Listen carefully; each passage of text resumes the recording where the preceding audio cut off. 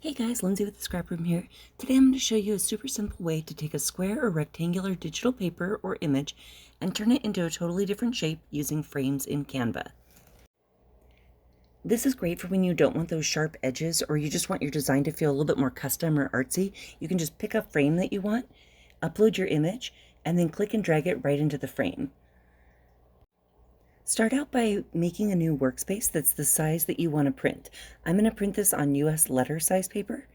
So I'm going to start with an 8.5 by 11-inch workspace.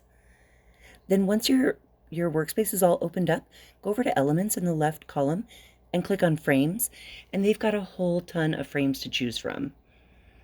I went down to the trending ones, and I just looked for one that had a brushstroke feel to it because I wanted something a little bit more artsy. And they've got a few different ones to choose from. I really like this one. It's like a square shape, so it's going to fit the design really well. This other one, I do like this one. I think it's not going to work for this particular design I'm using, so I'm just going to stick with the bigger, more square one. And then resize it out to fit your page so that it's the size that you want it to be when you print it out. And then once you've done that, just pop over to the uploads, upload your image, which I've already done, so mine's already in my Canva library, and then just click and drag the image into the frame. It's literally that simple. Once you've got it in the frame, you can double click on the image and drag it around to shift it in the frame or resize it as needed.